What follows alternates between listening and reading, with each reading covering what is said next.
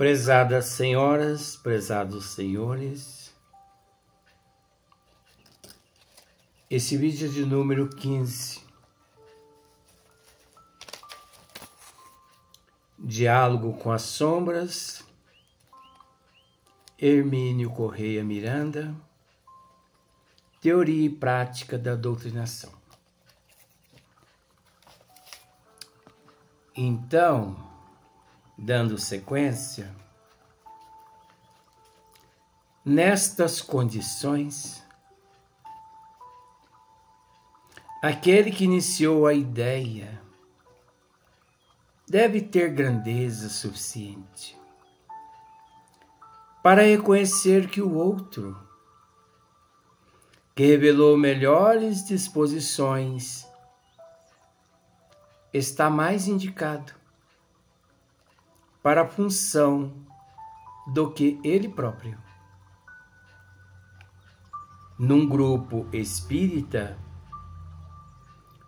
todos são de igual importância. Nós temos que entender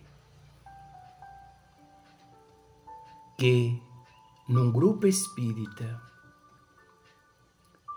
todos os integrantes são importantes. Pois enquanto se realiza os trabalhos mediúnicos de desobsessão, outros na recepção se encontram no atendimento fraterno. Outros na fluidoterapia, amparando e consolando os necessitados que à casa comparecem, através do passe e da água fluidificada. Enquanto outros, fazendo uso da tribuna, proferindo ao auditório mensagens edificantes e consoladoras, enquanto outros são utilizados na fabricação do almoço às pessoas carentes, de forma que trabalho é o que não falta numa casa espírita. Seja ela lá séria ou não séria, eu não vejo de outra forma. Respeito todo mundo, mas eu não consigo ver de outra forma. É necessário disciplina, é necessário compromisso, é necessário responsabilidade, sim. Mas eu acredito também no amor. Neste amor que, quando estendemos as mãos, não estendemos as mãos com brincadeira. E sim, do fundo do coração, a assistir aquele irmão que ali à minha frente, à nossa frente, se encontra. É preciso entender que num grupo todos são de igual importância. Não existe sequer nenhum melhor que o outro. Todos nós devemos nos conscientizar-se de que nos encontramos numa escola. numa faculdade. Todos nós somos alunos. Todos nós estamos alunos. Somos, estamos, tanto faz. Uns com mais conhecimento, outros com menos conhecimento, mas o mais importante é saber que todos nós caminhamos na direção da inteligência suprema, da causa primeira de todas as coisas. É claro, é óbvio que existe aqueles que logram êxitos mais cedo, outros um pouquinho mais tarde. Mas essa oportunidade é concedida a todos de desfrutar-se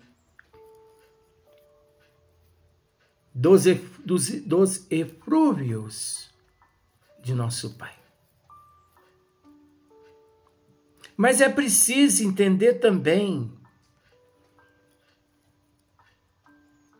não são só os grupos espíritas, todos os departamentos na Terra, todas as instituições, governamentais ou não, filantrópica ou não, é necessário entender que todos têm a sua importância. Existe aquele que varre o chão, aquele que faz o almoço, aquele que lavam os pratos, os talheres, aqueles que fazem o chá, aqueles que preparam o café, os guardas que protegem a instituição, aqueles que trabalham na horta, enfim, aqueles magistrados, os juízes, os promotores, os advogados, todos são importantes. Por isso, além do reconhecimento, a disciplina. O problema da rivalidade é tão antigo como a própria mediunidade. Sempre houve rivalidade. Essa rivalidade são resquícios da vaidade, do orgulho, do egoísmo, do ser que se encontra em processo de evolução. É natural. Isso passa. É preciso que lá no princípio, na formação do grupo, essa chaga receba melhores antídotos, justamente para que ela deixe de ser corrosiva. O apóstolo Paulo tratou dele na sua notável primeira epístola aos Coríntios, capítulo 12, 13 e 14.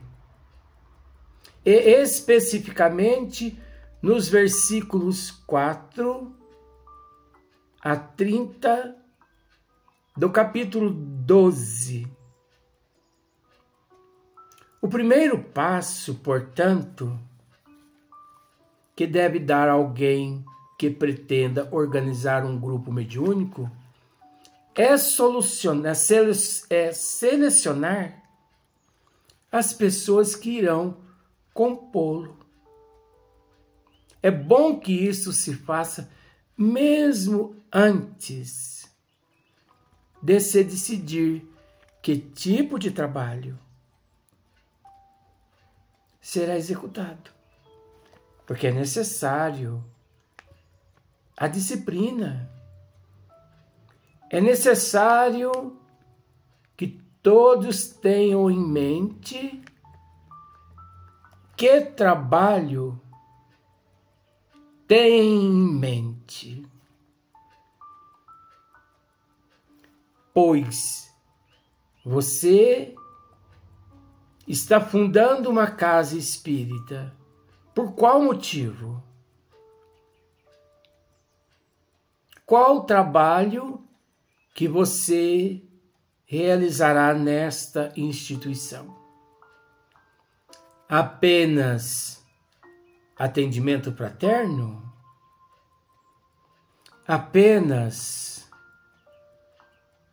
assistência aos necessitados desencarnados? Apenas assistência aos necessitados que se encontram no corpo físico? Enfim, é preciso ter propósito. É preciso ter um objetivo. E qual é o objetivo? Do que falaremos mais adiante, e quem será incumbido da direção das tarefas. É óbvio que é necessário aquele que assuma a responsabilidade da direção da tarefa. Os motivos são de fácil entendimento.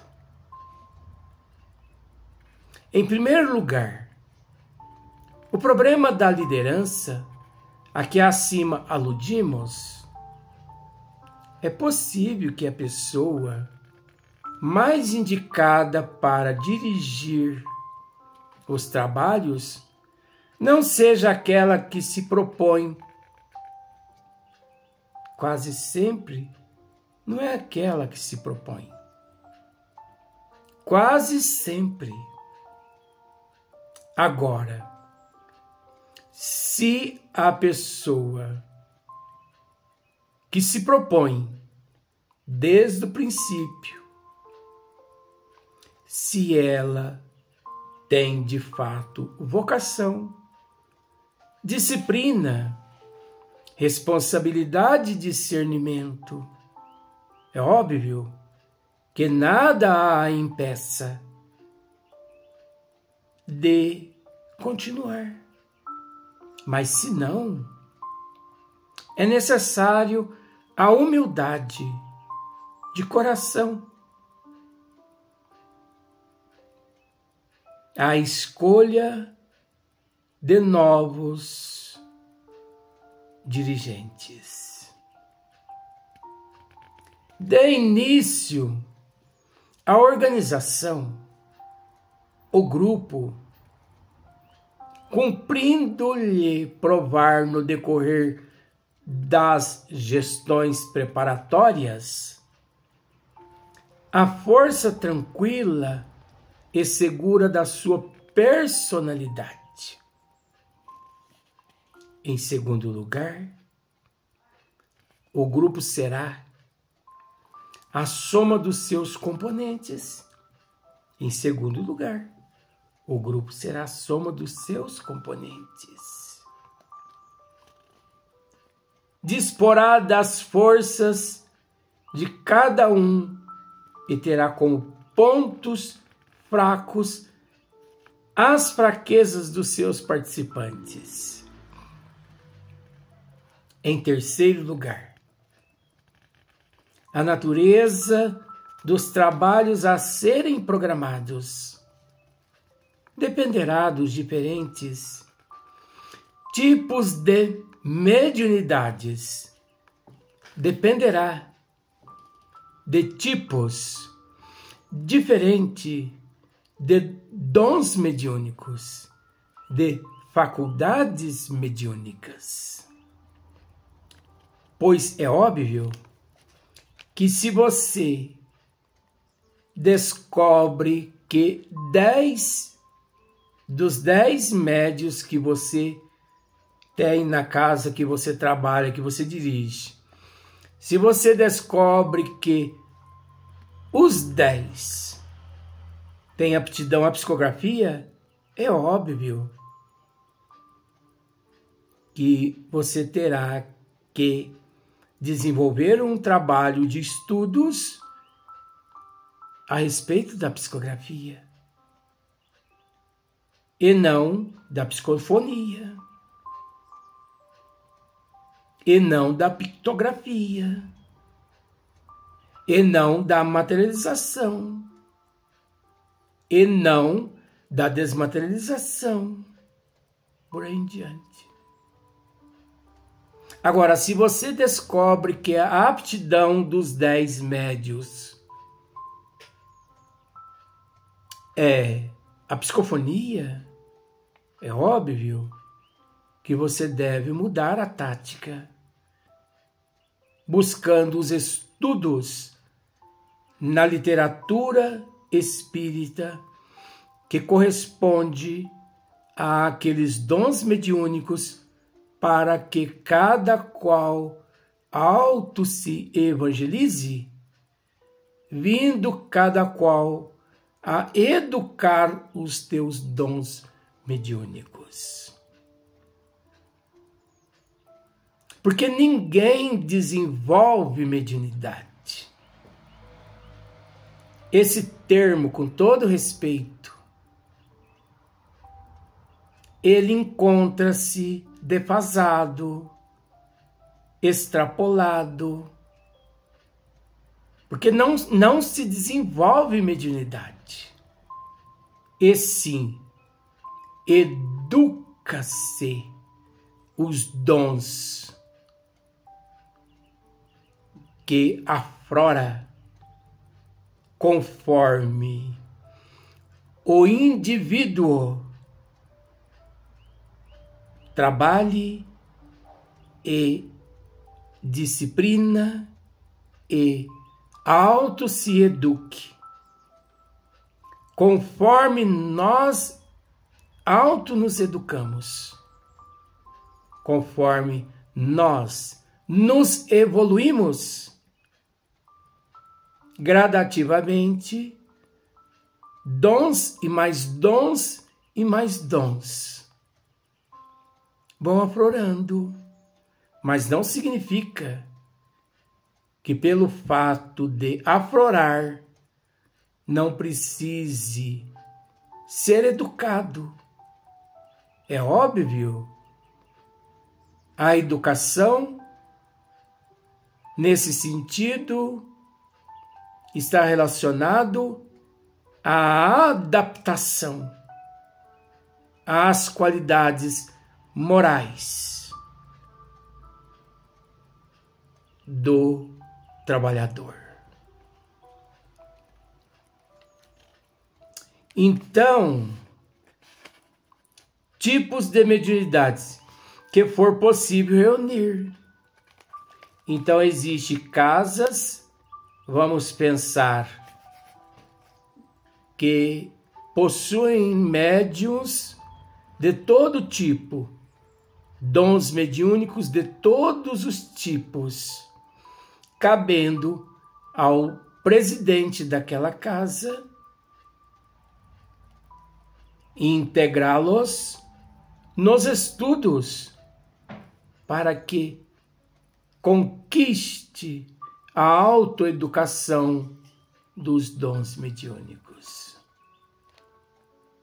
do grau de sensibilidade, tato, inteligência, conhecimento e evangelização de cada um e de todos, e da qualidade do relacionamento pessoal entre os que se propõem trabalhar juntos nesse campo.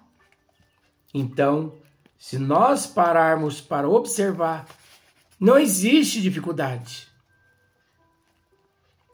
O empecilho reside dentro de nós. Apenas. Quando devemos assumir o compromisso.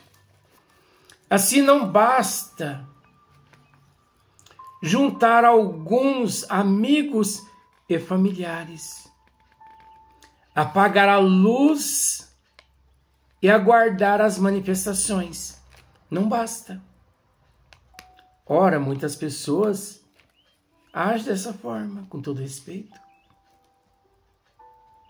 Não basta juntar alguns amigos e familiares, apagar a luz e aguardar as manifestações. Que amigos e familiares vamos selecionar? Que amigos e familiares vamos selecionar? Essa tarefa é extremamente delicada e crítica, pois dela vai depender em grande parte o êxito ou fracasso. Vai depender o êxito ou o fracasso do grupo. Será recomendável que a pessoa que pretenda fundar um grupo, mesmo de âmbito doméstico, de proporções modestas e sem grandes ambições, mesmo assim, guarde consigo mesma, por longo tempo, as suas intenções, que se entregue à prece constante, à meditação e ao estudo silencioso e demorado de cada pessoa, que examine sem paixões e sem preferências, com toda a imparcialidade possível, as potencialidades de cada um, bem como os seus defeitos, virtudes e inclinações, tendências e temperamento. Não nos devem guiar aqui as preferências pessoais.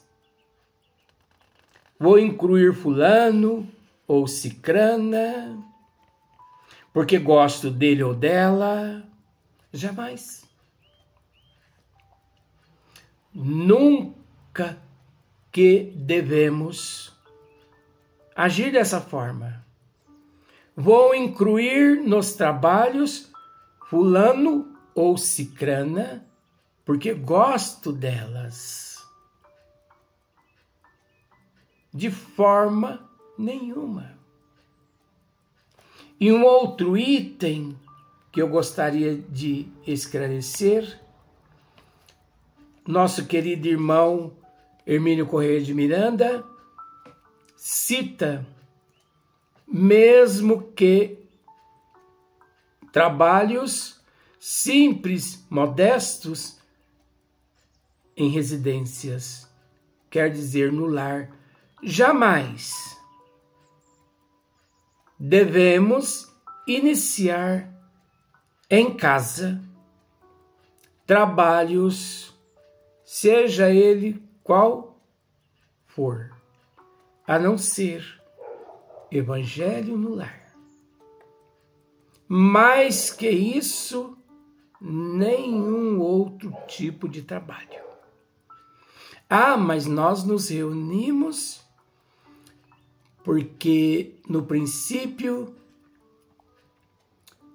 nós gostaríamos de estudar, porque nós pretendemos fundar uma casa espírita. As aptidões mediúnicas de cada um, procure outro lugar. Alugue um galpão